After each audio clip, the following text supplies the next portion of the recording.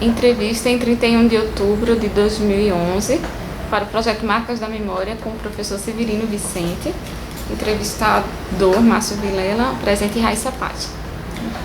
Professor, no último encontro nós estávamos falando um pouco sobre a sua experiência como professor, como o senhor chegou aqui, a sua ida ao Rio de Janeiro, também como professor na Universidade do Rio, sua volta, sua inserção aqui na comunidade acadêmica, na UFPE, e gostaria de saber se o senhor quer pontuar mais algumas questões nesse sentido.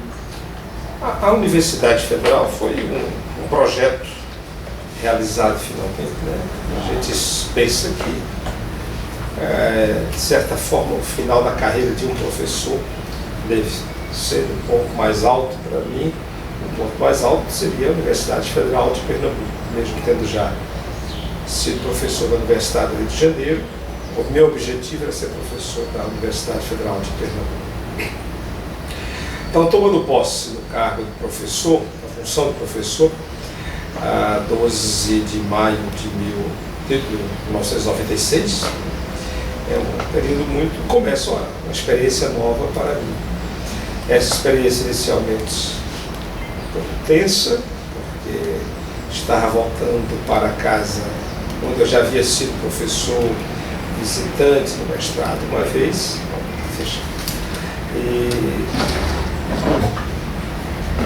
Tem que fechar isso porque o vento, o barulho do vento é muito grande. Aí interfere. Me ajuda aí? Bom, puxando pelo meio da porta, pelo meio da janela, assim. Pela ponta ela fica tão pesada que você não consegue. Você tem que pegar na. Bem, como eu estava dizendo, então, inicialmente foi uma dificuldade, porque tive que me acostumar com os ambientes da universidade, embora já tivesse sido funcionário público na Prefeitura do Recife, já tivesse assumido inclusive cargo de direção na Prefeitura do Recife, aqui a universidade era algo novo para mim, muito novo mesmo, no sentido de que era a realização de parte do sonho da vida dessa pessoa. No primeiro semestre eu não tive muito o que fazer, porque já peguei no meio do semestre, mas terminei tendo que assumir a carga horária de um professor que estava com dificuldades devido à aula.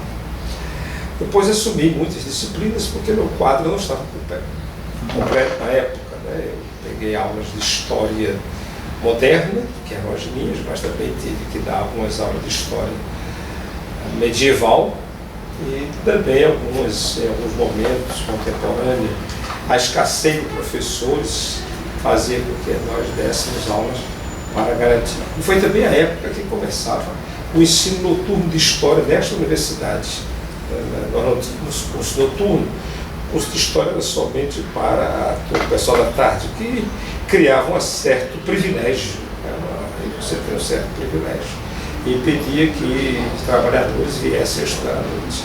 Então tive a sorte de entrar na universidade e naquele mesmo ano começar o ensino noturno de história aqui na Universidade Federal, concorrendo com outros cursos de história que havia à noite, seja na Católica e várias outras universidades e faculdades que existiam.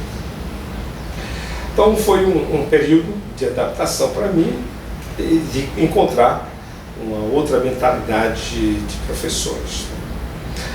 Depois de algum tempo fui fazer o doutorado. Como fiz o doutorado aqui, tive uma dificuldade maior, porque não fui liberado da sala de aula. Então tive que assumir minhas funções como professor dentro da universidade e também como estudantes, sem liberação de nenhuma carga horária, porque não havia essa condição. Se eu tivesse feito concurso para fazer o doutorado no Rio Grande do Norte, ou doutorado na Bahia, a universidade encontraria alguém para substituir o professor que saiu. Mas como estava aqui, então a legislação obriga você que fica aqui fazendo o curso da sua universidade, você tem que arcar com todos os ônus, e fazer o curso enquanto estuda. Foi muito difícil. mas finalmente conseguimos.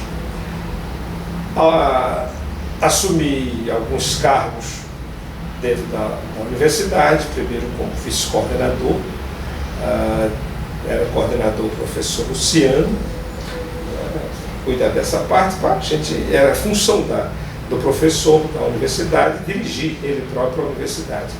Para ser autônoma, ela tem que ter uma direção dos próprios professores. Depois fui também, durante algum tempo, mas não cumpri todo o período, chefe de departamento, problemas de ordem de relacionamento, de entendimento do que deve ser, o que deve fazer um chefe de departamento. E também a política mais tradicional, que os professores acham que têm uma sensação de serem donos do processo e se eles não estão à frente do processo, o processo não deve encarar. Essas questões da vaidade humana me fizeram com que eu também entregasse o cargo e não me interesse mais nenhum cargo dentro da universidade por conta da burocracia e também por conta do relacionamento pessoal. Então, às vezes a gente, para manter amizades ou coleguismo, é melhor não pensar na vida política, não tenho muitas pretensões. Depois da experiência que eu tive na direção da FAFIRE, acho que completou minha carga de responsabilidades administrativas. A grande experiência que eu tive na universidade foi a possibilidade da comunicação, né? Aqui e acolá a gente é chamado, muito raramente, mas é chamado para participação de programas na televisão universitária. Acho que a televisão universitária é pessimamente utilizada pela universidade. Ela não utiliza a universidade, a televisão, como meio de comunicação com a sociedade. Mas eu participei de uns 2 ou 3 programas, mas muito mais como entrevistado do que como interferência da universidade dentro da programação. O departamento não tem presença, o departamento de História não tem presença na TV universitária. Aliás, nenhum departamento, nenhum centro da universidade tem interferência na programação da TV universitária, o que é uma perda, no meu entendimento, uma perda muito grande do capital que a universidade tem. Então, de tal forma que hoje a TV universitária, que é a primeira TV educativa do país, está praticamente desmontada. Não tem condições de trabalhar, não são feitos investimentos, não são buscados investimentos. Apesar de nós termos um centro de comunicação, nós nos comunicamos muito mal com a sociedade, né? A universidade gosta muito do seu umbigo, usa pouco os olhos e a boca para se comunicar com a universidade. Temos a rádio universitária também, a situação é a mesma, a rádio universitária que tem 2 grupos, AM e FM. E eu terminei entrando na FM a convite de uma pessoa de fora da universidade, que tinha um programa na universidade, na rádio universitária AM, para discutirmos lá um pouco como contar a história. Era um palhaço que tinha um programa e como contar a história do Pernambuco, ou a história do Recife para as crianças. Então temos um quadro lá, as ruas da cidade, né, para as crianças. E aí eu tinha uns 10 minutos, formei uma pequena equipe com estudantes daqui do Departamento de História e Turismo, que a gente estudava a rua e um pouco da história, que a partir do nome daquela rua contava a história que aconteceu naquele ou aquilo que já aconteceu, o que estava acontecendo naquela rua. Foi uma experiência muito boa e foi uma experiência de extensão. E aí eu tive uma dificuldade porque depois de algum tempo, quando eu pedi bolsa para esse programa como atividade extensionista, não foi entendido como sendo uma atividade de extensão esse programa. Eu fiquei sem entender como é que você tem uma rádio que se comunica com a sociedade, é um programa que envolve professor do Departamento de História, alunos do Departamento de História, alunos de Comunicação, alunos de Turismo, refletindo e conversando com a sociedade. Não foi entendido como sendo um projeto de extensão. Foi um susto muito grande para compreender o que é que significa extensão, né? Mas hoje está mais fácil o pessoal entender extensão. Mas esse programa saiu do ar. O programa saiu do ar porque, em um determinado momento, não sei quem achou que isso era extensão, e o programa foi extinto e o palhaço teve que sair. Mas aí, apresentei um projeto e fui lá, a convite de um novo coordenador da rádio, inventamos um programa. Que história é essa? Essa foi uma boa experiência que durou praticamente 4 anos, quase 4 anos. A ideia inicial, a ideia do programa é conversar, entrevistar os professores, inicialmente do departamento de História, sobre a sua vida, isso que você está fazendo comigo. Né? Perguntar ao professor: olha, que história é essa da sua vida? De onde você veio, o que você estudou, o que é que você pesquisa? E era um programa semanal.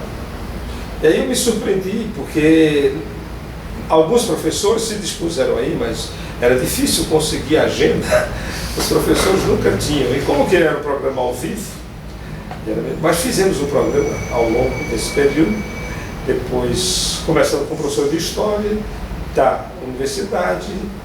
Aí percebi que era mais fácil, às vezes, conseguir professores de fora da universidade, então professores da Católica, professores da FUNESO, professores do 2º grau também, conseguimos fazer isso, e foi muito interessante. Temos alguns programas gravados, né?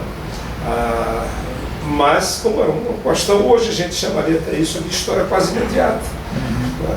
Mas foi difícil, porque nem sempre a gente conseguia a adesão do aluno, né? Porque se criou no Brasil uma mentalidade de que você tem que receber dinheiro para tudo, a mentalidade do politicamente correto deste mundo, que todo mundo, né? Essa mentalidade que você tem, qualquer coisa que você faça, a gente tem que receber por isso, e o trabalho voluntário tem que ser pago, o voluntariado tem que ser pago, que é uma das coisas muito ruins que foram colocadas, e boas porque todo mundo trabalha, mas ruins porque as pessoas deixaram de estudar pelo prazer, de fazer as coisas no prazer, a não ser que esse prazer venha com dinheiro. Se não vier com dinheiro, então sai o dinheiro. E aí conseguimos bolsa, mas sempre que a bolsa atrasava, o aluno desaparecia. O aluno desaparecia. Mas o programa foi até que finalmente a rádio, com as suas carências, saiu do ar.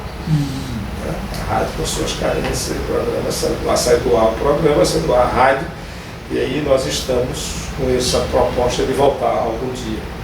Mas foi uma das mais gratas experiências que eu tive na universidade, porque tem um retorno. Mas, praticamente não tinha programa que eu não tivesse alguém telefonando para completar, fazer uma pergunta ao professor, pergunta sobre o tema dele.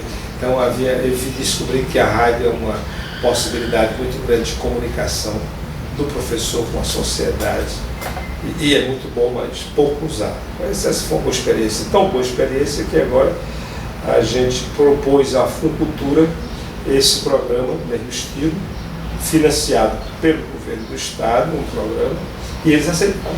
Vai ser feito numa rádio comercial, né, na Zona da Mata, e no próximo ano, terei um ano, para entrevistar professores da Zona da Mata. Então, um programa que deu sucesso aqui, eu acho que vai dar certo com os professores daquela região. É um trabalho que vai ser feito. Não sei como é que ele vai encaixar na minha atividade como extensionista, se eu devo simplesmente esquecer, não é que eu devo colocar isso como extensão do meu trabalho, porque será nos domingos. Eu me comprometi a perder todos os 52 domingos do ano seguinte, no próximo ano, para fazer esse trabalho lá na rádio, numa das rádios, é uma rádio comercial. Né? Amanhã essa semana eu vou ter minha primeira reunião com a equipe para a gente estabelecer isso. Então essa foi uma coisa.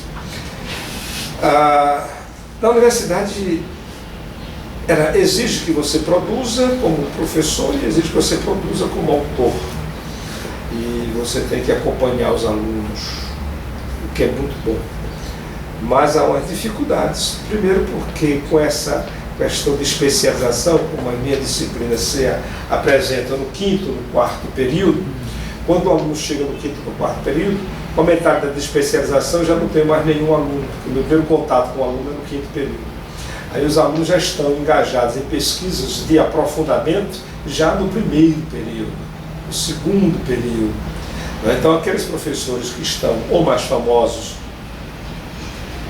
ou principalmente porque eles estão em contato no primeiro, segundo, terceiro período, os alunos já agregam as suas pesquisas.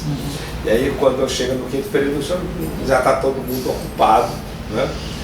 E é muito bom isso, porque o aluno envolveu-se em alguma pesquisa, mas por outro lado é muito ruim, porque às vezes ele se torna um especialista já no segundo período, sem ter visto o leque das diversas. A própria estrutura da nossa grade curricular, não digo matriz, porque ela é uma grade mesmo, ela é fechada, é muito difícil.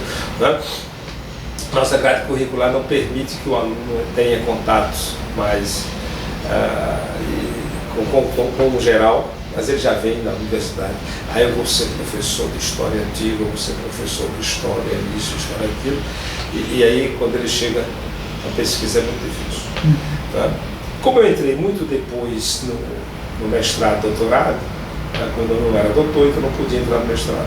E, evidentemente, os alunos preferem entrar em contato logo com o professor que esteja no mestrado, no doutorado. Mas só entrei no colegiado, entrei em 96, só em 2005 é que finalmente eu entrei em doutorado, então não tinha como fazer. A produção, portanto, era difícil porque, enquanto você não é doutor na universidade, você não é levado a sério, nem pelos colegas, nem pelos alunos. Eu me recordo que escutei isso de professor. Primeiro, vire doutor que a gente converse. Quer dizer, enquanto você não for doutor, você não é considerado professor universitário. É uma exigência, claro, a gente tem que se capacitar, mas enquanto você não se capacita, você não tem seus apoios para crescer na sua vida. É uma coisa. E agora, recentemente, é muito difícil haver concurso que não seja para quem já é doutor. O que é interessante, uma vez que fica mais barato, você contrata o professor já formado. Como ele se formou, o problema é dele, né? Mas você não contrata mais o professor para ele ir se formando na universidade. Ele é formado. E isso é bom, porque não aumenta os gastos da universidade, esta universidade, aquela universidade específica, mas é ruim porque o professor é formado tão longe, quando ele chega, ele gasta algum tempo para se engajar e criar um espírito do departamento de camaradagem, que é diferente do espírito de corpo, né? Que muitas vezes vira espírito de porco, mas é o espírito de pesquisa do que se está fazendo. Né? Gosto muito da universidade, ela abre possibilidades muitas, principalmente fora dela. Fora dela. Dentro da universidade, para mim, foi muito difícil. A universidade brasileira é uma universidade jovem, é uma universidade muito jovem, e aí ela não tem ainda uma forma de compreensão de si mesma. Ela ainda não aprendeu a guardar os documentos que ela produz, ela não reflete sobre a sua produção. Ela está sempre refletindo a produção que vem de fora. Há poucos estudos sobre ela própria, sobre o que ela produz.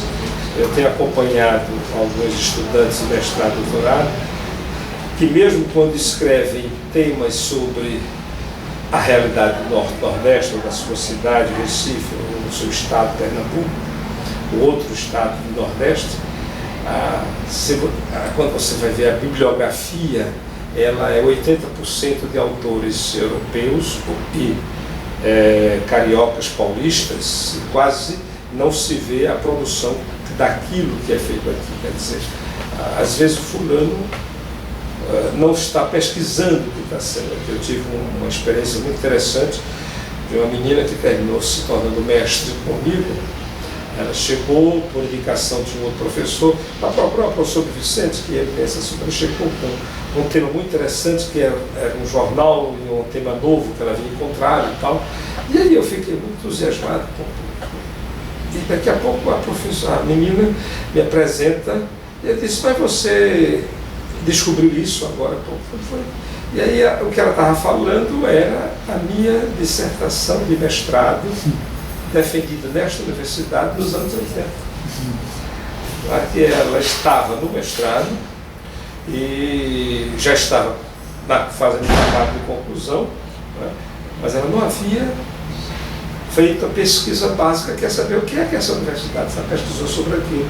E ela mostrava, eu disse, vamos fazer o seguinte, primeiro você vai ler minha dissertação, para a gente depois conversar. Para você não tem essa sensação que você acabou de descobrir a América, mas Colombo já tinha chegado aqui antes, alguém já estudou isso antes. E não é um caso, não foi um caso isolado, foram vários outros casos de fulanos que vinham conversar. Teve inclusive um acontecimento, fui chamado para conhecer um professor francês que estava aí, que estudava as coisas da minha área, da minha pesquisa, então fui chamado, nem era ainda doutor, evidentemente, né? E como mas ele estava no papel, não fui chamado lá para conhecer este doutor francês que estudava a minha disciplina que eu precisava, coisas da minha pesquisa que eu precisava conversar com ele. Quando eu entrei na sala, foi muito interessante, porque o doutor francês se levanta e eu, que alegria de conhecer você e tal, me abre a sua bolsa, eu trouxe a minha tese, porque eu cito os seus trabalhos na minha tese. Quer dizer, o doutor francês acompanhava meu trabalho, né? E não era novidade, a gente se comunicava por cartas, mas o meu trabalho não era conhecido pelos meus pares. Então, coisas desse tipo, quer dizer, a universidade, os seus ramos de pesquisa são muito fechados. Um outro dia, um outro professor chegou muito feliz e surpreso, né? Que estava lendo um autor, né? Um professor, um americano, um americanista, né? Que inclusive veio aqui na universidade, a meu convite, deu palestra a meus alunos, avisei para todo mundo, mas ninguém, só minha turma que finalmente teve a oportunidade de conhecer. E ele disse, rapaz, é incrível como ele te cita, né? Tu és o aluno, o professor mais citado sobre esse assunto é você. E depois é interessante, né? E sobre esse assunto tinha havido um seminário aqui e eu nem havia sido convidado para participar, né? Quer dizer, eu acho que é isso, a universidade, ela não se estuda, ela não se conhece, ela, por alguma razão histórica, alguma razão social, os professores não leem os artigos dos seus colegas. Deve ser a mesma coisa nas outras universidades. Deve ser. Não acredito. Outro dia estava lendo um texto de Emília Viotti, ela dizia, não, porque as pessoas falam que no Brasil os alunos não estudam. E aí e era professor lá em Nova York, ela dizia, mas quando eu vejo a produção dos meus alunos no Brasil e a produção daqui dos alunos americanos, as condições que eles têm, as condições que o Brasil tem, e a produtividade do Brasil é muito maior, é muito maior qualidade, e evidentemente a gente tem mais gente. Pausa. Então eu acho que isso deve ser o que acontece em outras universidades também, porque os professores, como eu estava dizendo, eles são obrigados a dar aulas, são obrigados a produzir livros e são obrigados a orientar alunos por contratos, faz parte do contrato de trabalho. Porém, nem sempre o tempo, né, permite que ele produza, e para produzir ele precisa de fazer pesquisa, precisa de ler. Para acompanhar aluno, ele também tem que ler o que o aluno está produzindo, o que ele está lendo. E o tempo é pouco. O tempo é pouco por conta das obrigações. Mas eu acho que na Universidade Federal de Pernambuco, no Departamento de História, as condições de trabalho que eu tenho aqui são as melhores que eu já tive em toda a minha vida.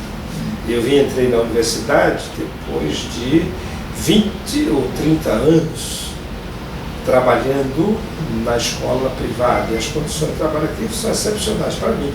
E sei que nesse departamento as condições são melhores. Eu tenho uma sala onde eu posso atender meus alunos quando eles vêm. Eu posso escrever tranquilo, trazer meus livros, porque eu tenho que comprar, porque o salário não dá, a biblioteca não é boa, essas coisas todas, mas isso não é um problema desta universidade, é um problema da maneira de ser encarado a educação no Brasil, né? A educação no Brasil é muito mais vista pelas coisas exteriores. No Brasil também tem essa tradição, a gente não faz as coisas para o Brasil, para fazer as coisas para o inglês ver, né, para que os outros vejam. Se os outros não viram, então não tem importância. Mas é um lugar muito bom e acredito que nós estamos aprendendo agora a ser uma universidade, Vai demorar um pouco mais, porque também a gente está aprendendo as coisas. O Brasil, o pessoal diz que tem 500 anos, eu pessoalmente não acredito nisso, tá? Porque a gente só tem 22 do século XIX para cá. Ou seja, nós só temos não temos 200 anos ainda como Estado, não temos 200 anos ainda. E as nossas tradições realmente brasileiras, elas têm 110, 115 anos. O resto são tradições europeias fincadas no Brasil, né? Mas criadas no Brasil, coisa de cento e poucos anos, de 1890 para cá, é que o povo está finalmente criando a sua própria tradição, é uma coisa nova. O outro tema que você colocou, além da universidade, é essa questão do chamado ecumenismo, do encontro das religiões aqui no Brasil. O meu entendimento é o seguinte: eu tive essa experiência porque fui professor no Instituto de Teologia, onde um dos eixos básicos dele era o ecumenismo, mas como eu disse, esse ecumenismo era muito unilateral. E a gente entende por quê. Por que unilateral? Primeiro, porque no Brasil o catolicismo foi, durante o período que Portugal dominou essa região, até 1822, do período imperial, de 22 até 90, o Brasil era um país, uma nação, um Estado com uma só religião oficial, que não permitia, embora tolerasse a Constituição do Império tolerava. Então, os grupos são minoritários. E os grupos minoritários são fechados, sociologicamente explicados, não há por que não ser. Mas o que era entendido como religião era apenas as religiões de extração europeia. Aquelas que não eram de extração europeia não eram vistas como religião. Eu estou me referindo não somente às religiões vindas da África, mas à Ásia, porque nós tínhamos aqui outras religiões que não apenas a extração europeia, por catolicismo e protestantismo, né? Então, o catolicismo no Brasil nunca foi uma religião plenamente assumida pelos católicos, a gente não sabe nem no que acredita, a maioria dos católicos não sabe quais são os dogmas da sua religião, né? É um catolicismo um pouco de fachada, muito mais cultural do que de adesão teológica profunda, né? E por outro lado, as outras religiões que chegam, né?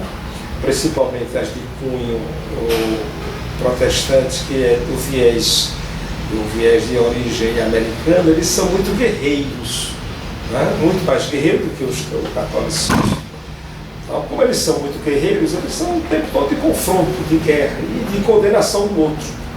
Então, uma rixa, então, as pessoas são inimigas entre si.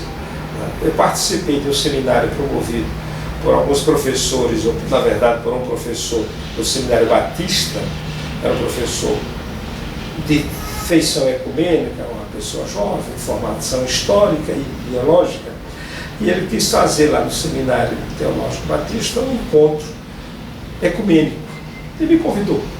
Estava chegando alguns batistas do Chile, de outros lugares do Brasil e também dos Estados Unidos, então ele queria fazer um seminário ecumênico, então um encontro ecumênico. Ele não conseguiu fazer o seminário teológico batista, então ele teve que, para organizar esse seminário teológico, tem que ser num campo não batista, porque os batistas não aceitaram. Então, eu era na época vice-diretor do Instituto de Teologia do Recife, era vice-diretor da Universidade da Faculdade de Filosofia do Recife, né? E eu fui convidado para participar deste encontro. Eu fui lá, não como vice-diretor da FAFI, mas como um teólogo, porque eu havia sido professor de teologia católica no INTER. E onde foi o encontro? O encontro foi na sede de uma entidade católica, a ACO, Ação Católica Operária. A Ação Católica Operária, a sede foi lá. Então, no espaço da ACEL é que acontecia esse encontro ecumênico promovido pelos batistas, porque não havia possibilidade. Quer dizer, daí você vê como é difícil essa relação, até mesmo com os grupos da elite, dos teólogos, né, ou de estudantes de teologia. E não havia muitos estudantes ou futuros pastores desse tempo. E alguns batistas, e o debate ficou muito rarefeito. Não me recordo e não tenho notícia de que tenha havido um segundo. Então não havia essa possibilidade. A tradição de tolerância religiosa muito mais da convivência do que do respeito à ideia do outro. Os católicos sempre chamaram os protestantes aqui de novas seitas, e pela sua tradição americana, né? Eles eram chamados de brothers, se chamavam outros de brother, porque eram os pastores americanos, brother, e talvez daí venha para a expressão que o pessoal dizia que os bodes estão se encontrando, os nova seita, que falavam brother, o brother, fulano, brother, e eles entendiam brother porque o brother virou bode. Havia, portanto, mas se convivia com isso, as pessoas, houve um outro crime, um outro confronto no final do século XIX, as igrejas eram atacadas com pedras, houve uma morte em Caruaru em torno disso, mas havia uma convivência no fundo. Né?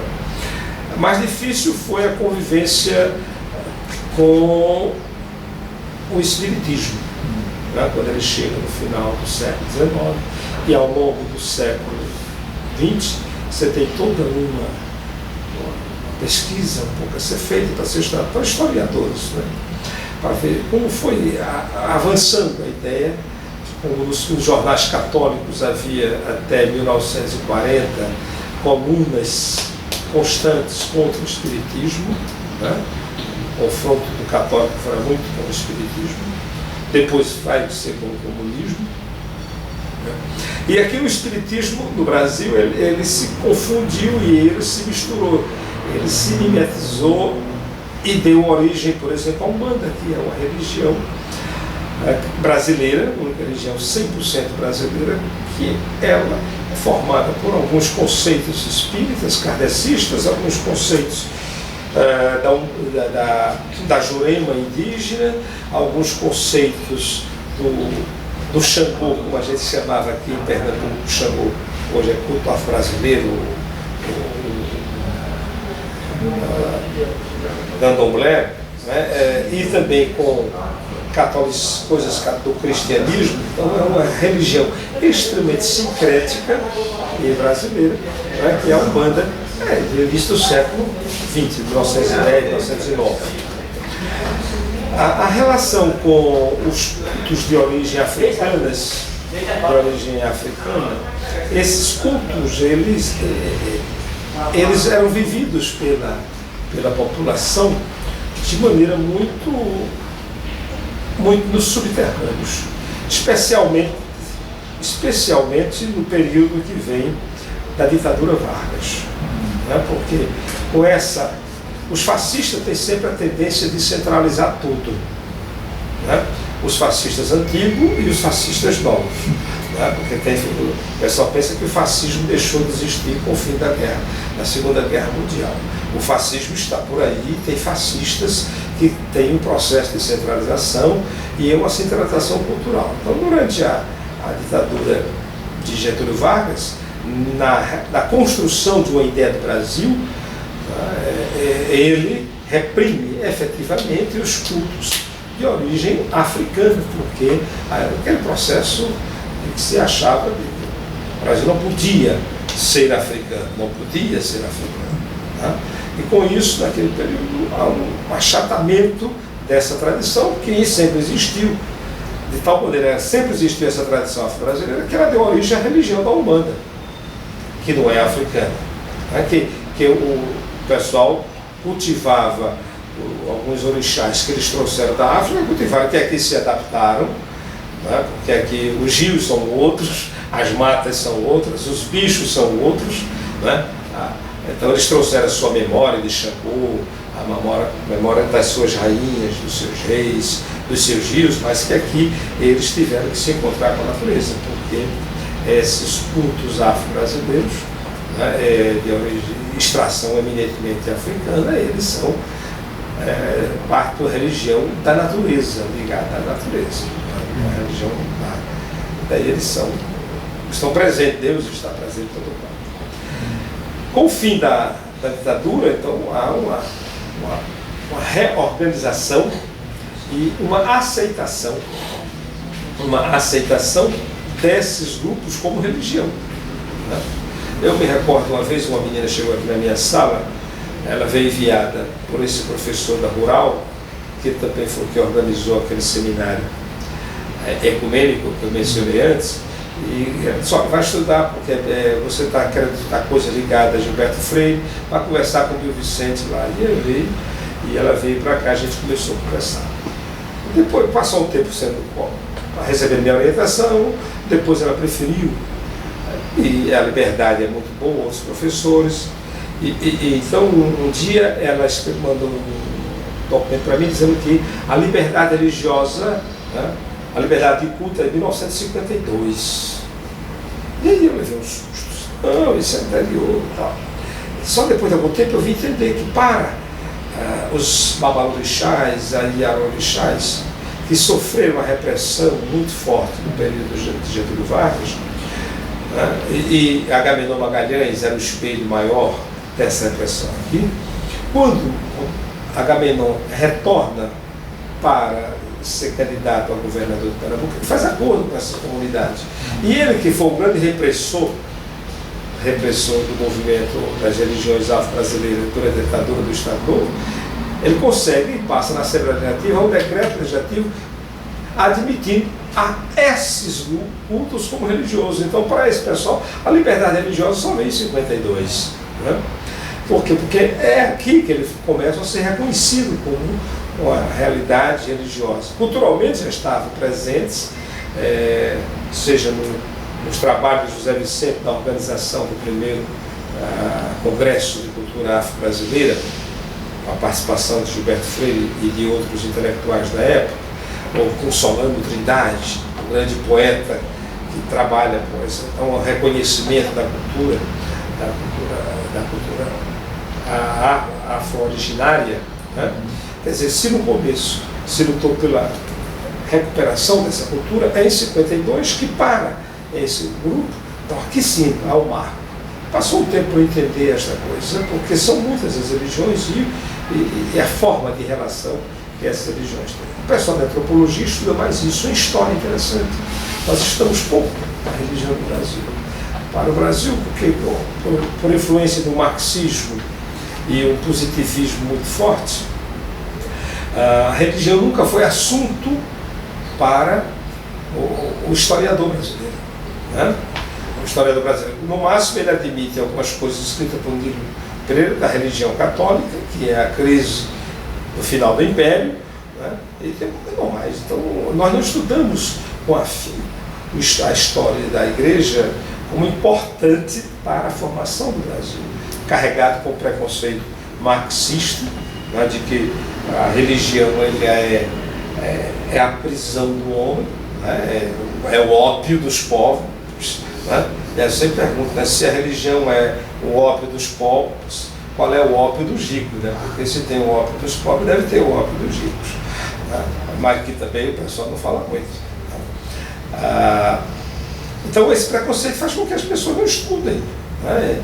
A minha dissertação sobre a igreja em Pernambuco, esse programa é muito mais antigo do que 85, quando eu defendi, e era praticamente a segunda.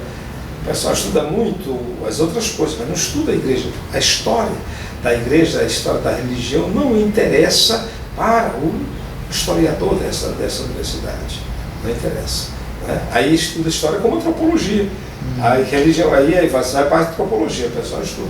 Mas a história da igreja não é estudada, não é vista por parte, a representação desse mundo religioso não é visto como história, é muito mais geografia, sociologia. Até geografia estuda mais, que diz a geografia das religiões no Brasil, mas a história da religião foi somente a professora Silvana, por influência da Ceíla, né, que renovou o estudo da história da igreja no Brasil fora da academia, quando a professora Silvana chega e durante algum tempo se torna presidente nacional da CEIRO, né, aí ela tem aqui essa história da religião no Brasil, uma obra importantíssima, coloca historiadores para discutir a história da igreja no Brasil. Mas aí nós não levamos isso muito a sério ainda, né?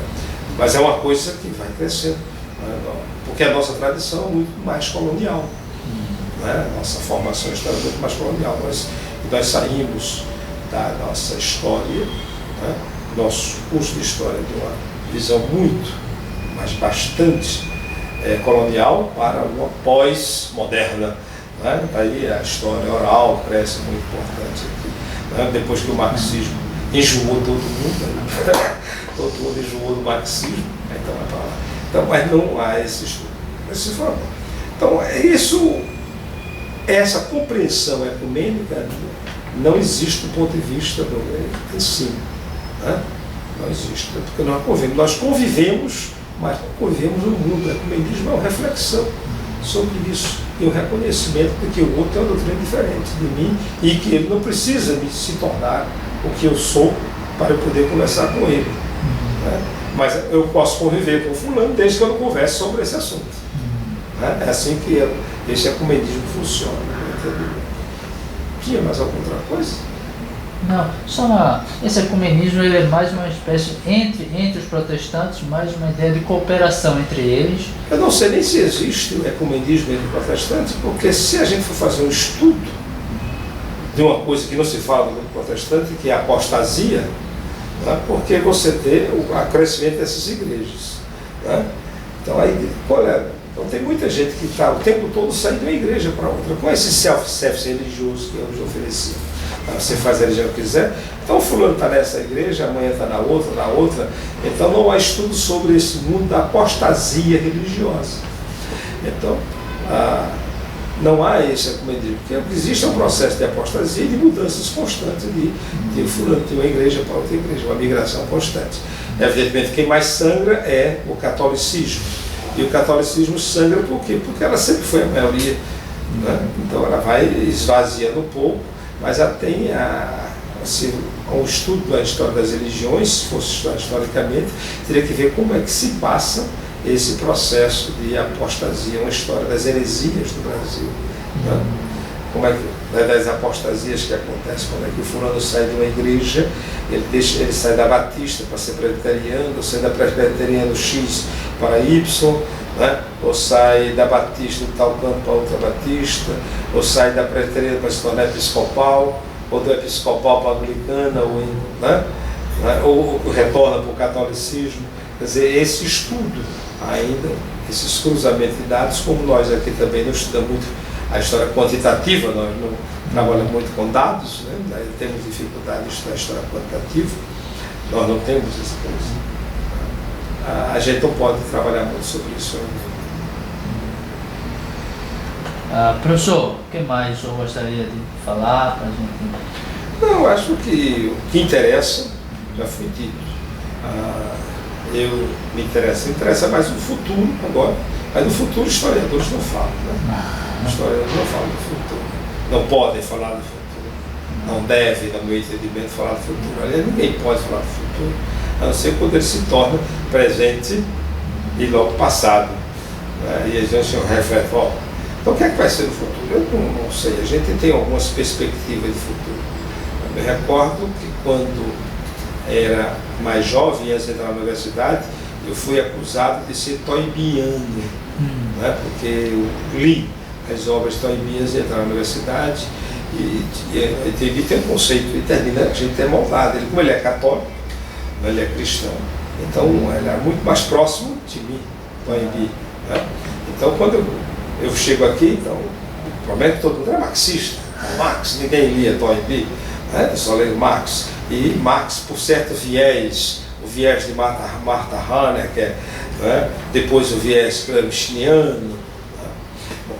Eu me recordo que quando eu estava lendo, ainda no começo da minha vida fora da universidade, lendo Toynbee, aí ele dizia que no final do século, né, a despeito do que as pessoas, ele escreveu isso lá nos anos 50, né, haverá uma tendência das pessoas se reconhecerem muito mais por grupos religiosos do que por grupos de nação.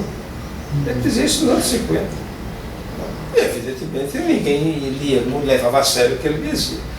Quando eu fazia meu doutorado, uma das meus professores era uma de tendência marxista, ela pediu que a gente apresentasse um trabalho e ela disse: olha, como você sempre foi toimbiano, né, minha fama, você não podia apresentar para a gente as ideias toimbiano, eu apresentei.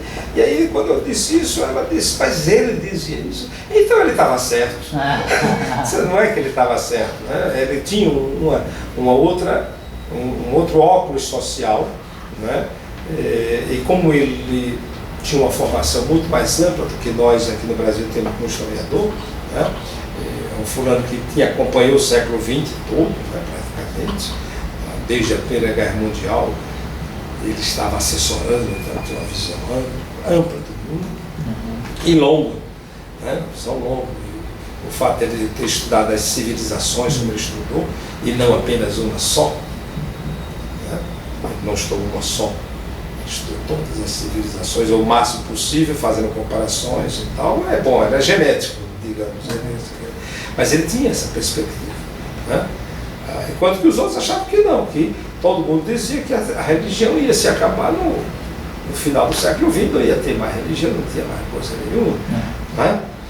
E aí o que você vê é um mundo extremamente religioso. Pode ser não seja um mundo cristão, mas é um mundo muito religioso, é um mundo que é a discussão muçulmana, é a Sharia, né? Tem revoluções agora, e de repente o cara diz: não, a Constituição da Líbia deverá se pautar pela Sharia, e todo mundo leva um susto. Se pautar pela Sharia significa voltar ao século X. Nós estamos no século XXI, né? Foi para isso que o Ocidente, ou que a Inglaterra, a França e deram as armas para derrubar Gaddafi, para voltar a Sharia, não queriam acabar com isso. Que democracia é essa? Como é que vive? Quer dizer, o futuro, quando você aposta, ele não sabe o que é. O historiador pode dizer: bom, tem certas tendências, ele pode fazer algumas coisas. Mas essa ideia que Cícero dizia, que a história nos ajuda a organizar o futuro, está meio difícil, cada vez mais difícil, né? A diversidade que o mundo tem hoje, as possibilidades de organização social. É certo que, por exemplo, é um pequeno grupo de pessoas que detém o poder econômico do mundo, como Karl Marx dizia, né, que o capitalismo vai se concentrando, e você tem um pequeno número de pessoas que controlam a riqueza do mundo. São alguns bancos, alguns grupos de pensão, de fundo de pensão que controlam o mundo hoje, esse capital, né? E nesse sentido estava certo, né? Mas, agora, o que vai acontecer no futuro? O historiador não fala sobre o futuro, não. A única coisa que o historiador fala do futuro é que um dia ele vai morrer. Né? Mas é muito bom. E eu estou muito contente, porque quando eu fui para o Rio de Janeiro, os cursos de História estavam fechando. Cheguei no Rio de Janeiro, fui me apresentar para Estácio de Sá, para ser professor na Estácio de Sá, e aí o curso de História tinha acabado de fechar. Tá? A minha turma que se forma é uma turma grande, como está numa dessas placas, tem lá a minha formatura, é uma turma grande, mas entre a minha turma e a minha chegada aqui como professor, teve turmas de historiadores que formaram com 8, 9 pessoas, não tinha. Quer dizer, o curso foi perdendo e o interesse. O que a gente observa hoje é que o interesse pela história está crescendo, né? Está crescendo um pouco mais. Na minha turma, grande parte daqueles que se formaram eram pessoas como eu, provenientes das camadas médias e baixas da população. Né? Hoje o pessoal já se entra na universidade para estudar história, já comeu maçã desde os 2 anos de idade, já é de outra classe social. Evidentemente tem principalmente aqueles que vão se dedicar ao magistério, à licenciatura. Né?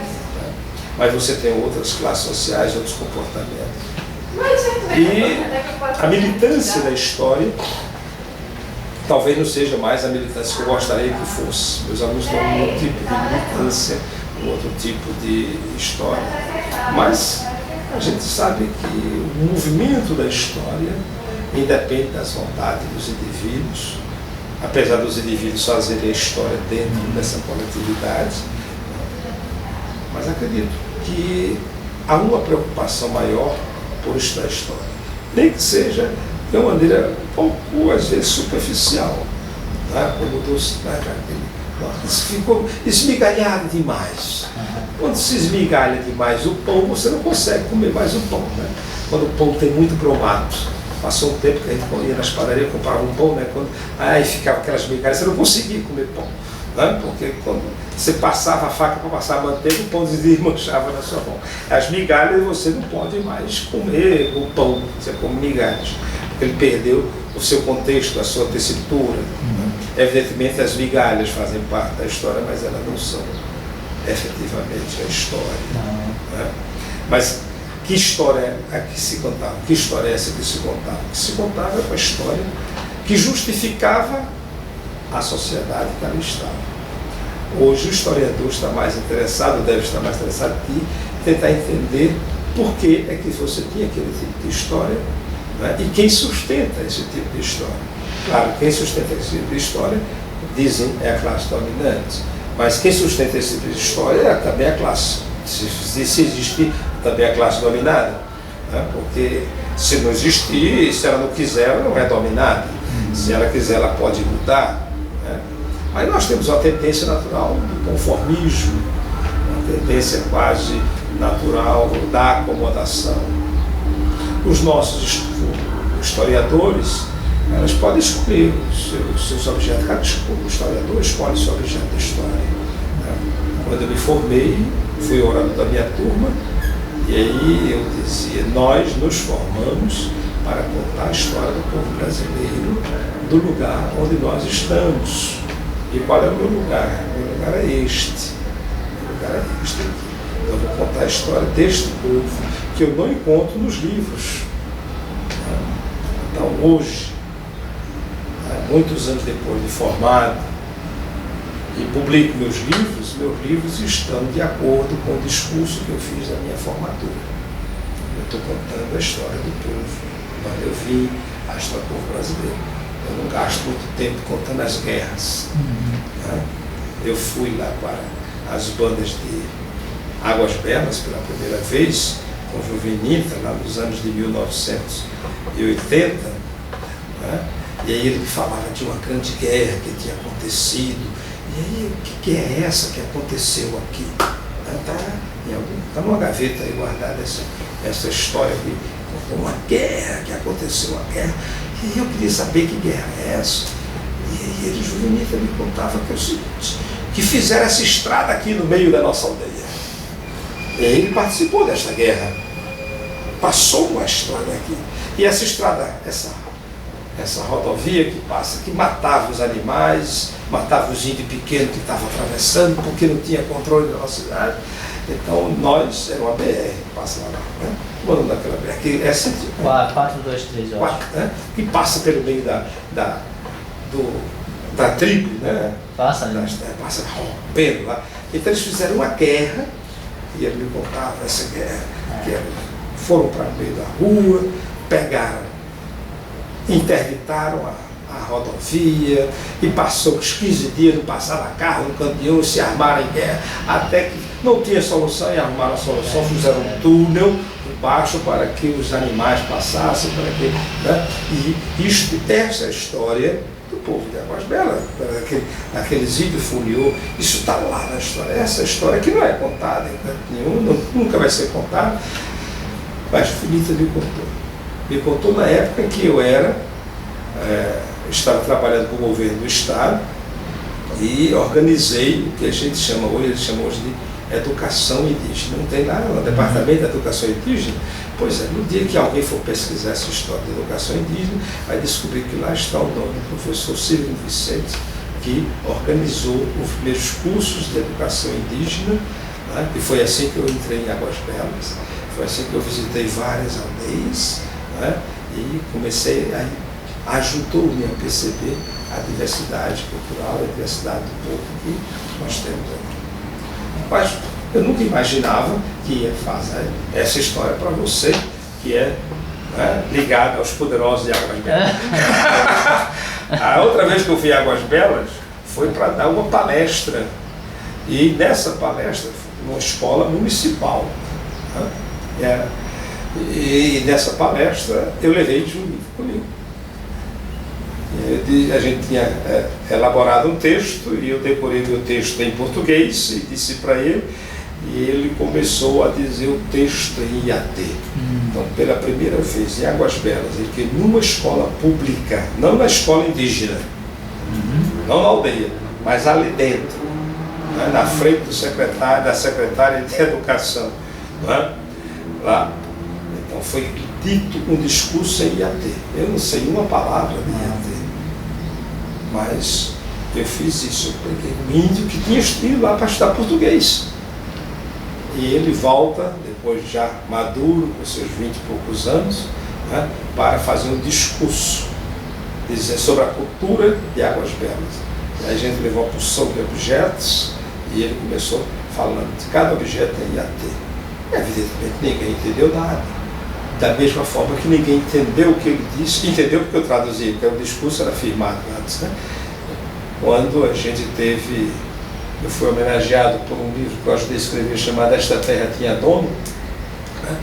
Eu não da turma se chama, eu nunca fui professor da Católica, eu digo essa passagem, mas a Católica fez esse negócio, e Juventude foi lá e fez o discurso, eu falava e ele repetia em IAT, né? A Católica, então nós tivemos isso. Quer dizer, essas coisas que é a militância de um historiador, aquilo que Lucien Febvre diz, o historiador, ele não pode ser simplesmente um fulano que decora alguns dados, algumas datas, alguns nomes, alguns eventos, algumas explicações. O historiador, ele é um militante daquilo que ele faz, porque ele sabe que ele faz parte dessa história. Que cada vez que ele fala, ele está recontando, refazendo, reorganizando e dando possibilidades novas para o futuro. Como são possibilidades que ele abre, o futuro ele não sabe. Muito obrigado. Ok, obrigado, Obrigada, professor. professor.